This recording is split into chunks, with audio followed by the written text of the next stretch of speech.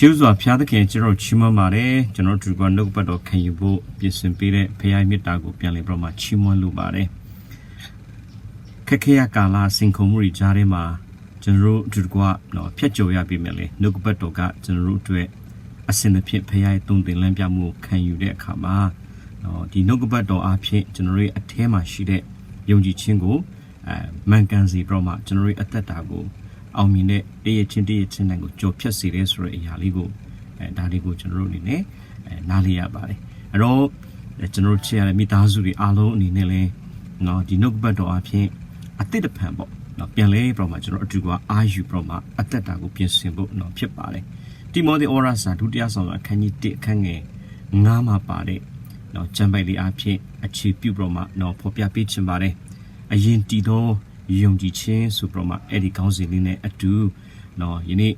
a generate at that Hema, Junguiare, a chini, the Hempoma, the Nobado Hema Pare, a chini, a pibie,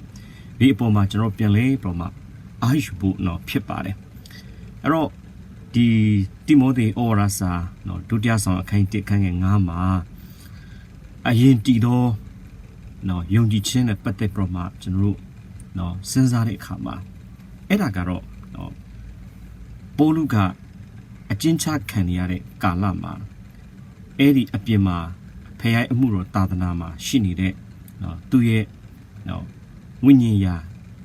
Nico, Winia, Tanine, no, General Titare, Timodigo, Pianle Broma, Tisau,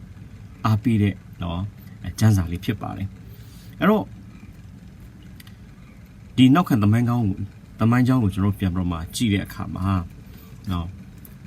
General Timothy John Major Mauzo, no Sati Broma, Sezama Pipare. Boluga, the Tamanotu can set out Kanga Dimma, Ludra people Yaude Kama. Timothy go to Sabroma, to medium. Ero Timothy ga, 2 year making, Unega, Yuda Lumio Piproma, 2 year parking, no, Grilumio Pipare. Ero the Making and parking the grand Gilead Kama, Lumumutu. Aro, through ye, the Kayumune, Attention Mugale, a Quebia Misri Yagaro, General Dagaro, Yoshinaga, Dicta Yade Chinity Upside. But all this rock, the Manotu can set out Kang at Long General Gilead Kama. Now, Boluga, the Timothy Yonji Chene, now 2 year Ajimugo, 2 Bidoma, to correct Kama, no. Ekama Timothy, a Yamalia de Busoria, General, no, 2 years. I did not, no, Timothy, Nayuere, a Chema, Grega, Eddie Lumio, Matude, Lumio Nazuka, Popwala, Bidoma, Eddie Lumio, a Chinitema Duka, no, Jitwa, Jibina de Lupete. Dodo Ami Pete, no, Uneye, Tessa Shimu, Payane, no, Pompey Broma, Attachene, Eddie Pompetiha. Timothy Bawama, no, Yoshinaga, a poor pite, low e, a me pite unegani, the same, Sepiroman, how generation, those a tico, Eddie Winia ye, Archie Chine, Winia ye Mangan Chine, Winia ye Titi Chine, Eddie Apoma, Timothy Apoma, they out,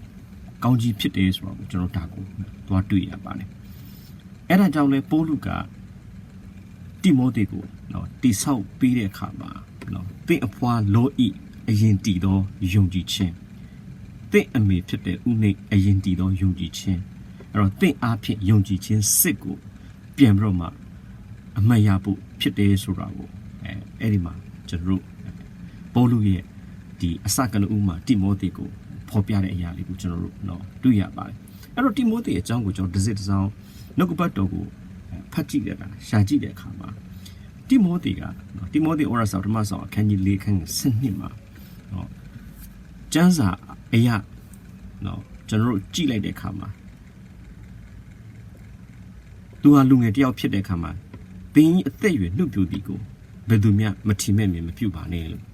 Janza Major or do ya by. Ero, lung at your pit de Kama. Do go Matimemi, Pude, Ayari, no, do go. No, show chade a yari, no, Shigo Shime. Ero 2 years ago, abuse Muchi, the yari alone, no, Boluga, Dugo, Topia Broma, အားပေးတဲ့အရာလေးကိုလည်းကျွန်တော်တို့တွေ့ရပါတယ်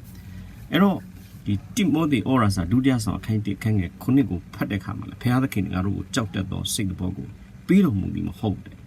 အဲ့တော့ပေါလုကတိမောသေကိုနော်ဒီကာလတစ်ခုနော်ခေါ်ဆောင်ပြီးမှအမှုတော်ထဲမှာတွာလာခြင်းတဲ့အခါမှာတိမောသေဟာကြောက်တတ်တဲ့နော်အသက်တာထဲမှာလည်းကျွန်တော်တို့ဒီနှုတ်ကပတ်တော်အဖြစ်ဒီကျမ်းစာအဖြစ်ကျွန်တော်တို့ဒါကိုလည်းသတိထားမိရပါတယ်ပြီးတဲ့အခါမှာဒီတိမောသေဩရာစာပထမဆုံးအခန်းကြီး9အခန်း20မှာလေတိမောသေဟာ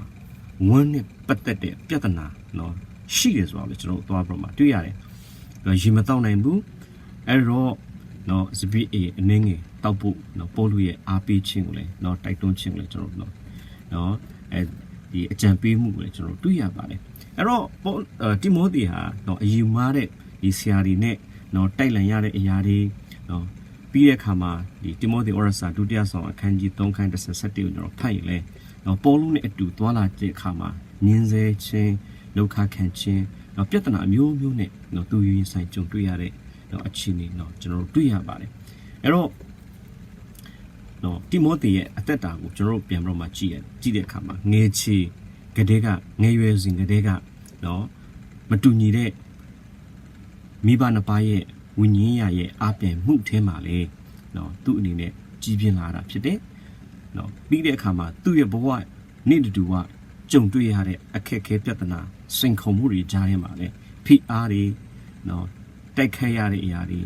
နော်ဒီတွန်းလှန်ရတဲ့အရာတွေနော်ရှိပါတယ်အဲ့ဒီမှာပေါလုကပြန်ပြီးတော့မှသူ့ကိုတတိပေးပါတယ်သင်အဖွာလောဤသင်အမေဥနေရဲ့အရင်တည်သောယုံကြည်ခြင်းနဲ့အခုသင်စီမှာရှိတဲ့ယုံကြည်ခြင်းစစ်ကိုပြန်ပြီးတော့မှအမှတ်ရဖို့အဲ့ဒါကိုကျွန်တော်တို့ထပ်ပြီးတော့မှဒီစကလုံးဒီကျမ်းပိုက်နဲ့အတူပို့ပြီးတော့မှမြင်သာထင်သာတဲ့ကျမ်းပိုက်ဒီတစ်ပိုက်ရှိပါတယ်အဲ့ဒါကတော့တိမောသေဩဝါဒစာနော်ဒုတိယဆောင်အခန်းကြီး3အခန်းငယ်ကျွန်တော်14-15မှာကျွန်တော်ကြည့်တဲ့အခါမှာသင်သည်အဘယ်သူထံ၌နီးခံခက်ပြီးဒီကို၎င်းတဲ့ယေရှုခရစ်ကိုယုံကြည်ခြင်းအဖြစ်ကယ်တင်ခြင်းအလို့ငါပညာကိုပေးနိုင်သောဓမ္မကျမ်းစာကိုငယ်သောအရွယ်မှစ၍လက်ကျက်ဒီကို၎င်းတိမှတ်သည်နှင့်အထက်ကသင်၍နှလုံးသွင်းမိသောအယူဝါဒ၌တည်နေလောအဲ့တော့အရင်တည်တဲ့နော်အဖွာအမေရဲ့တုံတင်ကြက်မှတ်မှုအပေါ်မှာအဲ့ဒီငယ်ရွယ်တဲ့အချိန်မှာကလေးကတမန်တရားပေါ်မှာလေ့ကျင့်ပြမှာအဲ့ဒီအဖွားနဲ့အမေရဲ့စံနမူနာပုံသက်သေပေါ်မှာနော်တိဆောက်ချင်းခံရတဲ့အဲ့ဒီယုံကြည်ခြင်းစစ်ကိုနော်ပြန်လေပြမှာနော်အောင်မိပြမှာတည်ကြည်ဖို့ရန်အတွက်အဲ့ဒီမှာပေါလုကနော်တိမောသေကိုတိဆောက်ထားတဲ့အရာကိုကျွန်တော်တို့မြင်ရမှာဖြစ်ပါတယ်အဲ့တော့ဒီနေရာမှာကျွန်တော်တို့အဓိကပထမဦးဆုံးဖြစ်တဲ့အရင်တည်သောယုံကြည်ခြင်းနဲ့ပတ်သက်ပြမှာဒါလေးကိုကျွန်တော်တို့စံစာထဲမှာပါတဲ့နော်အချက်တချို့တင်နေကျွန်တော်ပြန်လေပြမှာနော်ချိန်ထိုးပြမှာနော်ကျွန်တော်တို့ကစဉ်းစားဖို့ ਨੇ ဖြစ်ပါတယ်အဲ့တော့အရင်တည်သောယုံကြည်ခြင်းလို့ကျွန်တော်တို့ကြည့်တဲ့အခါမှာသူက Greek လို့1774ပေါ့နော် AIKO တဲ့အဲ့တော့အဓိပ္ပာယ်ကဘာလဲဆိုတော့အတွင်း၌နေထိုင်တယ်တဲ့နော် indwell fast in your grammar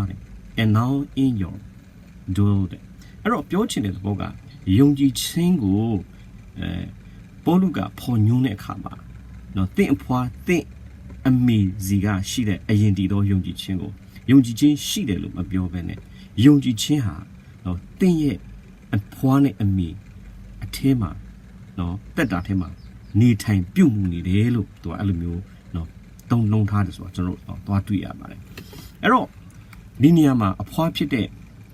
လောအီနဲ့အမေဖြစ်တဲ့ဥနေရဲ့အသက်တာထဲမှာရှိတဲ့ယုံကြည်ခြင်းကနော်အသက်ရှင်ပြီးတော့မှတက်ဝင်လှုပ်ရှားပြီးတော့မှအဲ့ဒီစစ်မှန်တဲ့အဲ့ဒီယုံကြည်ခြင်းကနော်စင်ဆက်မပြတ်ပေါ့အလုတ်လုတ်နေတယ်ဆိုတာကိုပေါလုကမြင်တွေ့တဲ့အပေါ်မှာပြန်လဲဖော်ပြပြီးတော့မှနော်တင့်အသက်တာထဲမှာလဲဆက်ပြီးတော့မှအဲ့ဒီယုံကြည်ခြင်းစစ်ကဆက်လက်ပြီးတော့မှစီးဆင်းနေတယ်ဆက်လက်ပြီးတော့မှအလုတ်လုတ်နေတယ်ဆက်လက်ပြီးတော့မှမြင်တွေ့ရတယ်ဆိုပြီးတော့မှပေါလုကဒီနေရာမှာသူ့ရဲ့ဖော်ပြချက်ကိုကျွန်တော်တို့တွေ့ရပါတယ်အဲ့တော့စစ်မှန်တဲ့ယုံကြည်ခြင်းက နော်လူတယောက်ရဲ့အသက်တာထဲမှာဒါမကသူ့ရဲ့အသက်တာနဲ့ဆက်ဆိုင်တဲ့နော်အိမ်သူအိမ်သားသားမီးတွေအပေါ်မှာဆက်ပြီးတော့မှစီးဆင်းပြီးတော့မှအလုတ်လုတ်နေတယ်ဆိုရကိုကျွန်တော်တို့ဒါကိုမြင်တွေ့ရပါတယ်အဲ့တော့နော်ပထမမျိုးဆက်ဖြစ်တဲ့လောဤဒုတိယမျိုးဆက်ဖြစ်တဲ့ဥနေတတိယမျိုးဆက်ဖြစ်တဲ့တိမိုသေအသက်တာထဲမှာအဲ့ဒီစစ်မှန်တဲ့ယုံကြည်ခြင်းကတက်ဝင်လှုပ်ရှားပြီးတော့မှအလုတ်ပြီးတော့မှတကယ်ပဲဖရာသခင်ရဲ့ဒီကြီးမားတဲ့အမှုတော်ထဲမှာနော်ဆက်ပြီးတော့မှအဲ့ဒီအပေါ်မှာခံနိုင်ရည်နဲ့အတူနော်တည်ကြည်မှုနဲ့အတူအဆုံးထိဆက်ပြီးတော့မှသွားနိုင်တယ်ဆိုတဲ့အရာကိုပေါလုကဒါကိုတိမောသေကိုပြန်လေထောက်ပြညွန်ပြပြီးတော့မှနော်အားပေးထားတယ်ဆိုတာကိုကျွန်တော်တို့နော်တွေ့ရပါတယ်အဲ့တော့နော်စစ်မှန်တဲ့ဒီယုံကြည်ခြင်းကနော်လူတယောက်ရဲ့အသက်တာထဲမှာနော်ဒါမကပေါ့နော်တစ်ဆက်ပြီးတစ်ဆက်နော်စီးဆင်းပြီးတော့မှတက်ရောက်ပြီးတော့မှအဲ့ဒီအပေါ်မှာဘုရားသခင်ကနော်ဒီကြီးမားတဲ့ဒီအလိုတော်ထဲမှာဆက်ပြီးတော့မှရှင်သန်စီသေးဆိုရအောင်ကျွန်တော်တို့ဒါကို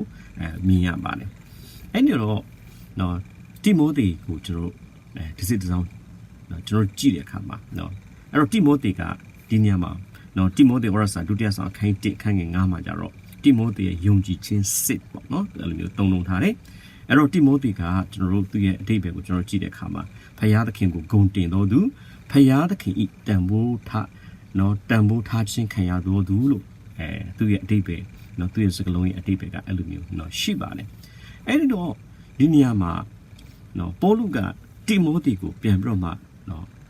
ထောက်ပြတဲ့အခါမှာယုံကြည်ခြင်းစစ်လို့သူကသုံးထားတယ်နော်အဖွားနဲ့အမေကနေစီးဆင်းလာတဲ့အဲ့ဒီယုံကြည်ခြင်းက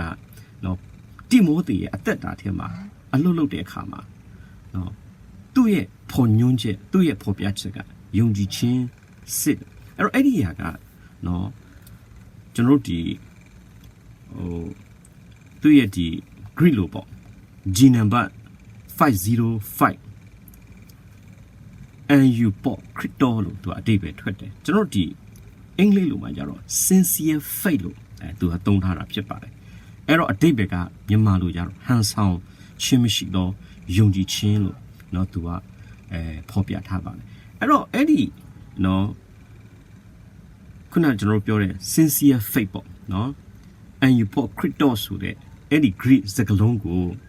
ကျွန်တော်ကျမ်းစာထဲမှာသူတွဲသုံးထားတဲ့เนาะဒီအတိတ်ပဲတစ်ခုကိုပေါ်လွင်ဖို့ရန်အတွက်တွဲသုံးထားတဲ့တချို့သောเนาะကျမ်းပိုက်တွေเนาะရှိပါတယ်เนาะဒါလေးကိုအနေငယ်ပြောပြချင်ပါတယ်ယောမဩရစာခိုင်းစနစ်အခန်းငယ်9မှာမေတ္တာဒီဟန်ဆောင်ခြင်းမရှိတယ်เนาะဆိုးညစ်မှုကိုဆက်ဆုပ်ရုံရှာပြီးတော့မှကောင်းသောအမှုကိုမိဝဲတယ်เนาะမေတ္တာဒီဟန်ဆောင်ခြင်းမရှိတယ်အဲ့တော့မေတ္တာနဲ့သူကခန်းတိုင်းပြီးတော့မှဖော်ပြတဲ့အခါမှာလဲမေတ္တာဒီဟန်ဆောင်ခြင်းမရှိเนาะဒီစကလုံးရဲ့လေးနက်မှုကိုသူကဒါနဲ့သူကတွဲပြီးတော့မှเนาะဖော်ပြထားတယ်ဆိုတာကိုကျွန်တော်တို့เนาะသူ့ရဲ့အရင်းမြစ်ကိုကျွန်တော်ကြည့်တဲ့အခါမှာဒါဒီကျမ်းပိုက်လေးကเนาะဖော်ပြထားတော့မှအဲ့ဒီ sincere faith ကိုသူကเนาะ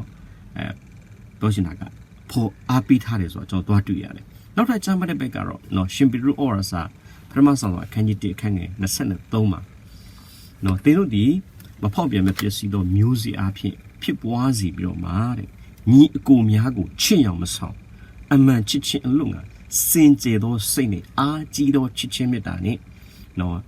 ချစ်ရမယ်ဆိုပြီးတော့မှအဲ့ဒီမှာเนาะချစ်အောင်မဆောင်အမှန်ချစ်ချင်းစင်ကြယ်သောစိတ်နှလုံးနဲ့အားကြီးသောချစ်ချင်းနဲ့เนาะချစ်ရမယ်ဆိုပြီးတော့မှအဲ့ဒီမှာလေเนาะချစ်အောင်မဆောင်အမှန်ချစ်ပြီးတော့မှအားကြီးသောစင်ကြယ်သောနှလုံးနဲ့သူကချစ်ရမယ်လို့သူကထောက်ဖော်ပြထားတယ်ဆိုတော့ကျွန်တော်တွေ့ရတယ်အဲ့တော့ဒီနေရာမှာကျွန်တော်တို့ဒီကျမ်းပိုက်လေးတွေကိုဘာကြောင့်ဖော်ပြတာလဲဆိုတော့အဲ့ဒီ sincere faith ဆိုတဲ့ဟန်ဆောင်မှုရှိတဲ့ယုံကြည်ခြင်းကိုကျွန်တော်တို့ပေါ်လွင်အောင်ကြည့်တဲ့အခါမှာမေတ္တာနဲ့ပတ်သက်ရင်လည်းဟန်ဆောင်ခြင်းမရှိဘူးเนาะဖခင်ရဲ့ဒီနှုတ်ကပတ်တော်နဲ့ပတ်သက်ပြီးရင်လူတယောက်အပေါ်မှာတကယ်ပဲတက်ရောက်တဲ့အခါမှာသူ့ရဲ့အထဲကစစ်မှန်ခြင်းကသူ့ရဲ့အထဲကเนาะအသက်ရှင်မှုကဟန်ဆောင်ခြင်းမရှိတဲ့အသက်တာမျိုးဖြစ်တယ်ချစ်ရောင်မဆောင်အမှန်ချစ်ပြီးတော့မှတကယ်ပဲเนาะအားကြီးတဲ့ချစ်ချင်းနဲ့เนาะသွားလာခြင်းနေတာဖြစ်တယ်ဆိုတော့ကို ပေါလုကဒီနေရာမှာတိမောသေကိုသူကနော်သူ့ရဲ့အသက်တာထဲမှာရှိနေတဲ့နော်ပေါ်လွင်မှုကိုပြန်လေထောက်ပြညွန်ပြပြမှနော်သူ့ရဲ့အသက်တာကိုပြန်လေပြမှတိဆောက်ပေးတဲ့အရာကိုကျွန်တော်တွေ့ရတယ်အဲ့တော့ယာကုပ်ဩဝါဒစာအခန်းကြီး3အခန်းငယ်7ခုမှာလဲအထက်ကတက်ရောက်သောပညာဟာစင်ကြယ်တယ်ဂယုဏကောင်းကျိုးနဲ့ပြည့်စုံတော့မှလူဝဲခြင်းနဲ့ကင်းတယ်လို့လဲနော်ဒီ sincere faith နဲ့ပတ်သက်တဲ့ဟန်ဆောင်ခြင်းမရှိတဲ့ယုံကြည်ခြင်းကိုအဲ့ဒီကျမ်းပိုက်ကလည်းနော်ထောက်ကူထားတယ်ဆိုတော့ကျွန်တော်တွေ့ရတယ်အဲ့တော့ပြောချင်တဲ့သဘောကလူတစ်ယောက်ရဲ့အထဲကယုံကြည်ခြင်းရဲ့စစ်မှန်မှုကနော်ဟန်ဆောင်ခြင်းမရှိဘဲနဲ့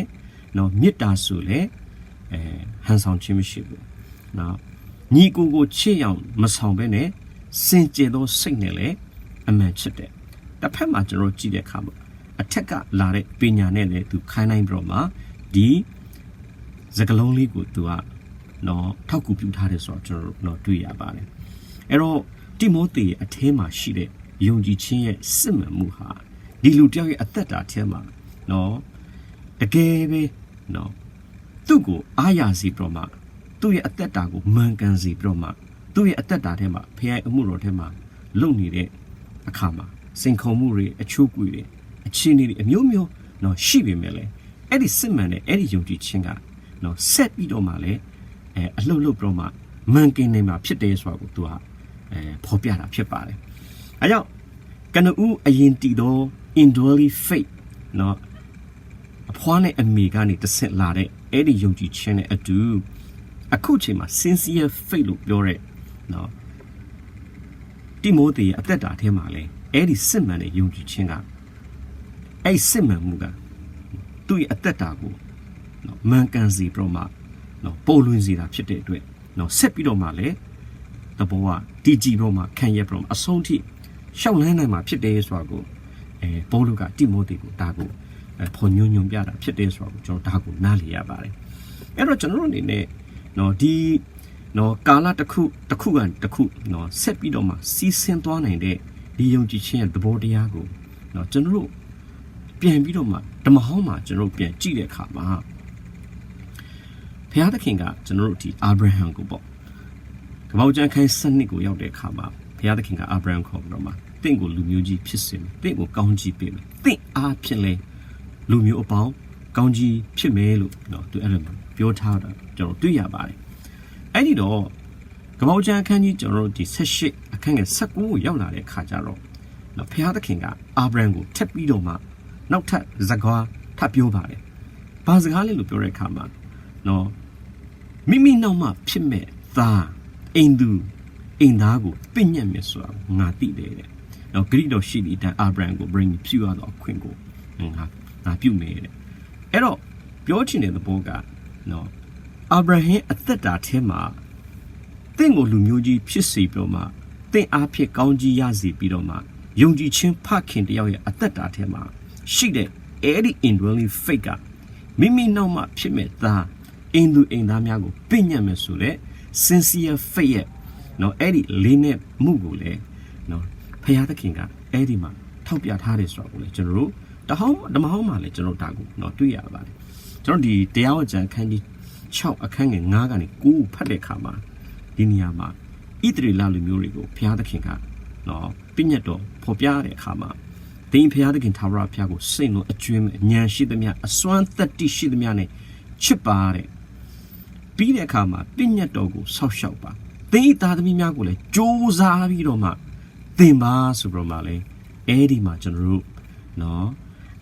ဘုရားသခင်ရဲ့အလိုတော်တစ်ခုကိုလည်းနော်သူ့ရဲ့ဒီပြညတ်ခြင်းမှာပါတယ်ဆိုတော့တွေ့ရတယ်။အဲကြောင့်ဟေဘဲလူမျိုးတွေကနော်သူတို့ရဲ့အသက်တာထဲမှာနော်သူတို့ရဲ့အကြောင်းအရာကိုကျွန်တော်တို့ပြန်ပြီးတော့မှတစ်စိတ်တစ်စောင်း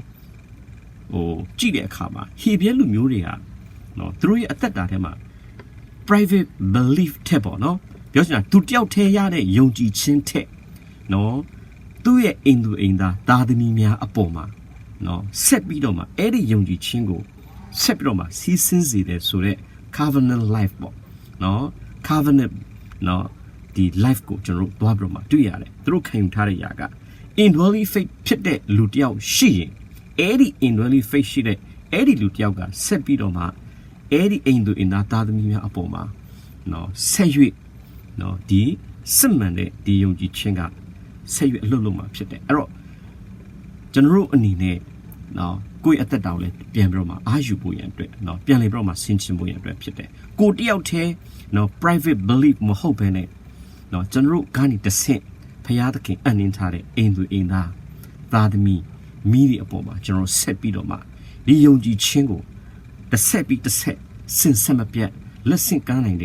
no when ye a mui which a rope pinning book law lubare. Bajolis recama, Timothy Kalama, a chini mune, chung 2 yabi mele, a me pite, a poor pite, do ye, nechi down chibo grega, the nogupatone genizi broma, gaumune, pontetine, Eddie at that daboma, si sinzi de kama, di chimale, Timothy hale, no Eddie, Yunji chine, a kuchima, do. ကြော်ဖြတ်နေတဲ့ဆိုတော့ကျွန်တော်တို့တွေ့ရပါတယ်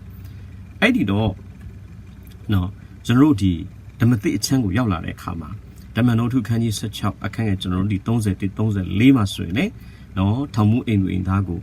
နော်ကျွန်တော်တို့တွေ့ရမှာဖြစ်တယ်နော်သင်ယုံလင်သင်အိမ်သူအိမ်သားနော်ကဲတင်ချင်းရလိမ့်မယ်ယောရှုမဆန်24 15ကျွန်တော်တို့ပြန်ပြီးတော့မှကြည့်ရင်လေငါနဲ့ငါအိမ်သူအိမ်သားဖြစ်လေထာဝရဘုရားကိုကူးခွင့်မယ်အဲ့တော့အိမ်တွဲလေးဖိတ်ရှိတဲ့လူတယောက်ရဲ့အသက်တာထဲမှာအဲ့ဒီအိမ်ကိုပြန်ပြီးတော့မှအဲ့ဒီစစ်မှန်တဲ့ယုံကြည်ခြင်းကိုပြန်လေပြီးတော့မှစီးဆင်းနိုင်တဲ့နော်အာကြီးခြင်းစစ်မှန်ခြင်းမှန်ကန်ခြင်းတည်ကြည်ခြင်းတစ်ခုကိုလည်းကျွန်တော်တို့နော်တွေ့ရပါတယ်အဲ့တော့အဓိကဒီနေရာမှာကျွန်တော်တို့နော်စဉ်းစားပြီးတော့မှသူကပြင်ဆင်ဖို့ရန်အတွက်နော်ဖြစ်ပါတယ် in really faith ရှိတဲ့နော်တယောက်သောသူဟာအဲ့ဒီspiritual ရဲ့နော် atmosphere ပေါ့နော်ပြောရှင်တာကအဲ့ဒီဝန်းကျင်ကိုနော်ထိခိုက်အဲ့ဒီဝန်းကျင်ကိုတက်ရောက်မှုရှိပြီးတော့မှဆက်ပြီးတော့မှစီးဆင်းနိုင်တယ်ဆိုတော့အဲ့ဒီအခွင့်အရေးကကျွန်တော်တို့နော် individually faith ပိုင်ရှင်တယောက်ချင်းတိုင်းမှာဘုရားသခင်ကအလုပ်လုပ်နေတယ်ဆိုတော့ဒါကိုကျွန်တော်တို့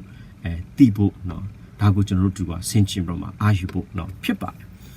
အဲ့တော့ကျွန်တော်တို့နော်ကျမ်းပိုက်လေးပိုင်းနဲ့အတူပေါ့နော်ကျွန်တော်တို့ဒီကထောက်ကူအနေနဲ့ကျွန်တော်ဆက်ပြီးတော့မှကြည့်ဖို့နော်ဖြစ်ပါတယ်အဲ့ဒါကတော့ Hebrew ဩရစာအခန်းကြီး10ခန်းငယ်38 39မှာပါတယ်နော်ကျမ်းပိုက်လေးပဲဖြစ်ပါတယ်ဖြောင့်မတ်သောသူဟာယုံကြည်ခြင်းအဖြစ်အသက်ရှင်မဲတယ်သို့တော်ရွေ့လျော်လင်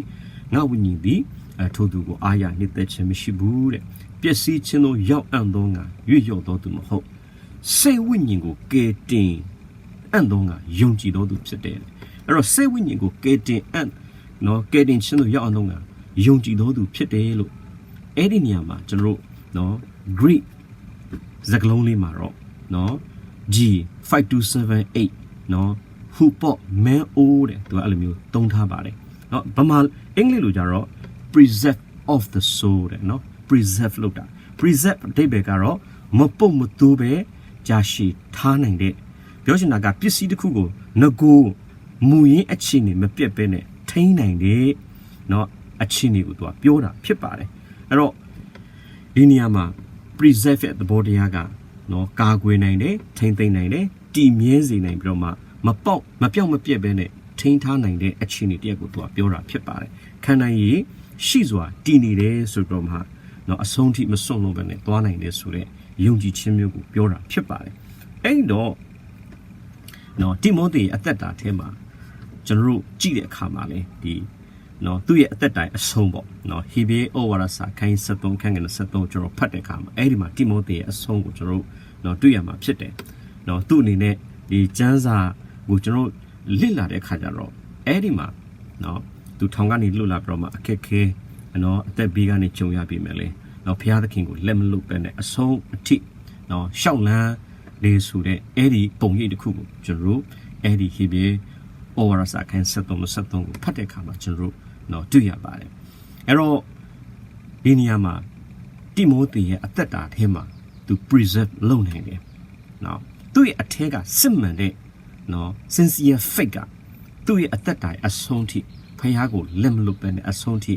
နော်ရှောက်လန်းနိုင်တယ်အဲ့တော့ဒီနေရာမှာကျွန်တော်တို့တစ်ခုပေါ့နော်သူ့ကို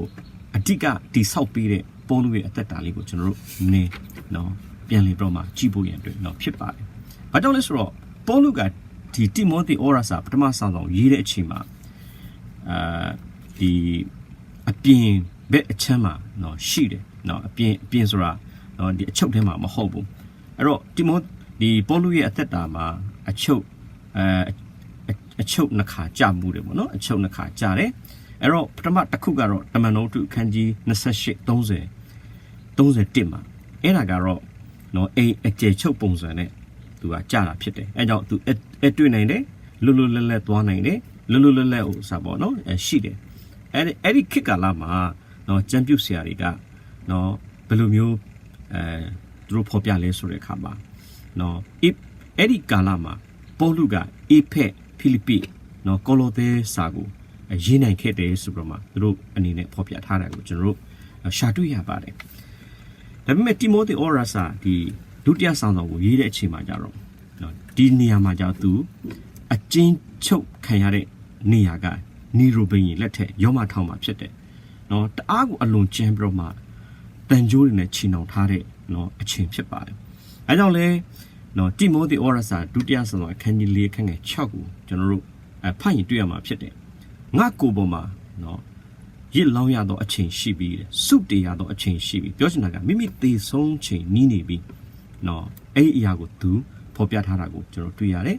တိမောသေဩရစာဒုတိယဆောင်အခန်းလေး16ကိုဖတ်တဲ့အခါမှာလူတွေအားလုံးကလည်းသူ့ကိုနော်စွန့်ပစ်သွားပြီတဲ့ဒါပေမဲ့ဒီနေရာမှာပေါလုနော်တိမောသေကိုသူ့ရဲ့အသက်တာထဲမှာသူ့ရဲ့ယုံကြည်ခြင်းနဲ့လည်းရှင်တွဲပြီးတော့မှသူထောက်ပြထားတဲ့အရာလေးကိုကျွန်တော်တွေ့ရတယ်တိမောသေဩရစာဒုတိယဆောင်အခန်းကြီး4ခန်းငယ်ခုနှစ်မှာပြေးရသောလမ်းကိုအဆုံးတိုင်အောင်ပြေးပြီးတဲ့နော်ပြေးရသောလမ်းကိုအဆုံးတိုင်အောင်ပြေးပြီးဒီနေရာမှာနော်ယုံကြည်ခြင်းတရားကိုစောင့်ရှောက်ပြီးတဲ့အဲကြောင့်ပေါလုရဲ့အသက်တာထဲမှာလေကျွန်တော်တို့ဘာတွေ့ရလဲဆိုတဲ့အခါမှာစစ်မှန်တဲ့အဲ့ဒီယုံကြည်ခြင်းရဲ့နော်အလုံးလုံးခြင်းကသူ့ရဲ့ဘဝအသက်တိုင်အဆုံးအထိကိုလည်းနော်ခေါ်ဆောင်သွားနိုင်တယ်ဆိုတာကိုဒီနေရာမှာသူ့ရဲ့အသက်တာထဲမှာအတွင်းထဲမှာရှိတဲ့အဲ့ဒီယုံကြည်ခြင်းနဲ့နော်အဲ့ဒီအပေါ်မှာတိမောသေကိုလည်းသူဒါကိုချိန်ထိုးပြတယ်ဆိုတော့ကျွန်တော်တွေ့ရပါတယ်အဲ့တော့နော်ကျွန်တော်ကျမ်းစာထဲမှာကျွန်တော်ကြည့်တဲ့အခါမှာနော်အခန်းငယ်10ပေါ့နော်ယခုမှစ၍ဓမ္မတရဖူသည်ငါအဖို့တူထားလျက်ရှိထိုနေ့ရက်၌တရားသဖြင့်စီရင်သောသူဒီဟုသောသခင်ဖရာသည်ထိုတရဖူကိုငါ၌အပ်ပေးတော်မူမည်ထိုမြတ်မကပေါ်ထွန်းခြင်းကိုတောင်းတသောသူအပေါင်းတို့သည်လည်းအပ်ပေးတော်မူမည်တဲ့အဲကြောင့်ပေါလုရဲ့အသက်တာထဲမှာကျွန်တော်ကြည့်တဲ့အခါမှာသူ့ရဲ့အဆုံးအထိနော်သူ့ရဲ့အသက်တာထဲမှာသေချာတဲ့နော်ဖရာရဲ့ဒီအကြံစီတော်ထဲမှာသူရက်နိုင်တဲ့လုံနိုင်တဲ့နော်ရှိနေတဲ့အခြေအနေတရက်ကိုနော်သူဖော်ပြတဲ့အခါမှာသင်လည်းအဲ့လိုမျိုးပဲထိုမြတ်မကပေါ်ထွန်းတော်မူခြင်းကိုတောင်းတသောသူအပေါင်းတို့ကိုလည်းဘုရားသခင်ကအပ်ပေးမယ်ဆိုတဲ့အဲ့ဒီစိတ်ချမှုပေါ့အဲ့ဒီသေချာမှုကိုသူ့ရဲ့အသက်တာနဲ့ပြန်လေနော်ချိန်ထိုးဖော်ပြပြီးတော့မှတိမောသေကိုသူဒါကိုနားလည်စေတာဖြစ်ပါတယ်အဲ့တော့နော်အကျဉ်းချခံနေရတဲ့နောက်ဆုံးအချိန်ရောက်နေတဲ့ပေါလုဝိညာဉ်ခေါင်းဆောင်တစ်ယောက်ကနော်ဒီဝိညာဉ်ရာထဲမှာရှိနေတဲ့နော်သူ့ရဲ့တပည့်သားချင်းတွေနော်သူ့ရဲ့နော်မိသားစုဝင်တွေကိုဒီသူ့ရဲ့ယုံကြည်ခြင်းနဲ့သူ့ရဲ့စစ်မှန်တဲ့ယုံကြည်ခြင်းပေါ့ပြောရှင်တာကပြန်ပြီးတော့မှမျှဝေပြီးတော့မှအားပေးတဲ့ကိုကျွန်တော်တို့နော်တွေ့ရပါတယ်အဲ့တော့နော်ဒီညမှာကျွန်တော်တို့ကချီးမွမ်းဖို့နော်အာယူဖို့ရန်အတွက်ဖြစ်ပါတယ်နော်ပေါလုဆိုတဲ့ဝိညာဉ်ရာခေါင်းဆောင်တယောက်ရဲ့နော်သူ့ရဲ့အသက်တာထဲမှာရှိတဲ့အဲ့ဒီစစ်မှန်တဲ့ယုံကြည်ခြင်းကပြေးရသောလမ်းကိုအဆုံးထိပြေးဒီတာမကနော်ဓမ္မတရဖူကိုလည်းသူ့အနေနဲ့ပိုင်ဆိုင်ခွင့်ရတယ်လို့အဲ့ဒီပိုင်ဆိုင်ခွင့်ကိုလည်းတောင်းတတဲ့သူအပေါ်မှာအဲ့ဒီပိုင်ဆိုင်ရနိုင်တယ်ဆိုတော့မှသူ့ရဲ့အားပေးခြင်းကိုကျွန်တော်တို့ကနော်အပေါ်ကပြင်ဆင်သွားနိုင်ဖို့နော်ဖြစ်ပါတယ်အဲကြောင့်ကျွန်တော်တို့ဒီမှာရှိတဲ့ဒီယုံကြည်ခြင်းကကျွန်တော်တို့တယောက်တည်း private belief မဟုတ်ဘဲနဲ့ကျွန်တော်ရဲ့အိမ်သူအိမ်သားသားသမီးကျွန်တော်ဆက်ပြီးတော့မှမျှဝေစီးဆင်းဖို့ရန်အတွက်အခွင့်အရေးကိုဘုရားကကျွန်တော်တို့ကိုပေးနေတယ်နော်ဝိညာဉ်ရာထဲမှာလဲကျွန်တော်ရဲ့အသက်တာထဲမှာအဆုံးထိနော်ပြေးရသောလမ်းကိုအဆုံးထိကျွန်တော်တို့ပြေးနေတဲ့ကာလမှာ ပြင်းနေတဲ့အချိန်မှာလေကျွန်တော်ရဲ့သားသမီးတွေဝိညာဉ်ရနော်နဲ့ဆိုင်တဲ့ညီကောင်မောင်နှမတွေဝိညာဉ်ရနဲ့ဆိုင်တဲ့သားသမီးတွေကိုကျွန်တော်ပြန်ပြီးတော့မှနော်ဒီကိုယ့်ရဲ့ယုံကြည်မှုနဲ့ဒီအပေါ်မှာပြန်လေပြီးတော့မှနော်စီးဆင်းပြီးတော့မှတစ်ဆက်ပြီးတစ်ဆက်ပေါ့မျှဝေနိုင်တဲ့စီးဆင်းနိုင်တဲ့အခွင့်အရေးလေကျွန်တော်နော်ဝိညာဉ်နယ်ပယ်ထဲမှာရှိတဲ့ဝိညာဉ်ခေါင်းဆောင်တွေကလည်းနော်အခွင့်ရှိနေတယ်ဆိုတော့လေကျွန်တော်ဒါကိုတွေ့ရပါတယ်အဲကြောင့်နော်ဒီတစ်ပတ်မှာကျွန်တော်တို့အသက်တာထဲမှာအခြေအနေမျိုးမျိုးကျွန်တော်တို့ကြုံရနိုင်တယ်ဘယ်သူဘယ်နည်းဖြစ်စေကမူဘုရားသခင်ရဲ့ဘုရားသခင်ကကျွန်တော်တို့အသက်တာထဲမှာအမြဲတမ်းစင်စမပြတ်အလုံးလုံးနေတာဖြစ်တယ်အဲကြောင့်ကျွန်တော်တို့တယောက်တည်းက indwelling faith ကကျွန်တော်တို့အိမ်သူအိမ်သားသမီးများအပေါ်မှာ sincere faith နဲ့အတူကျွန်တော်အဆုံးအထိတီကြည်နဲ့အဆုံးအထိငကိုမူလငကိုအခြေအနေမပြတ်ပဲနဲ့ဆက်ပြီးတော့မှ preserve faith ပေါ့နော် preserve လုပ်နိုင်တဲ့အဲ့ဒီ faith ကကျွန်တော်ရဲ့အသက်တာထဲမှာအဆုံးအထိကျွန်တော်ကိုခေါ်ဆောင်သွားပြီးတော့မှဖယားသခင်ရဲ့အလိုတော်အကြံစီထဲမှာတစ်ဆက်ပြီးတစ်ဆက်ကျွန်တော်လက်ဆင့်မျှဝေတိဆောက်ပေးနိုင်တဲ့အခြေအနေထဲမှာဖယားကကျွန်တော်ကိုပြင်ဆင်ပေးထားတယ်ဆိုတဲ့အရာလေးအားဖြင့်ပေါ့နော်ကျွန်တော်ဒီညမှာကျွန်တော်ဒီမှာရှိတဲ့ချီရတဲ့မိသားစုကိုပြန်လည်ပြီးတော့မှမျှဝေပေးလိုပါတယ်မိသားစုအားလုံးကိုဖယားသခင်တာ၍ကောင်းချီးပေးပါစေရှလုံး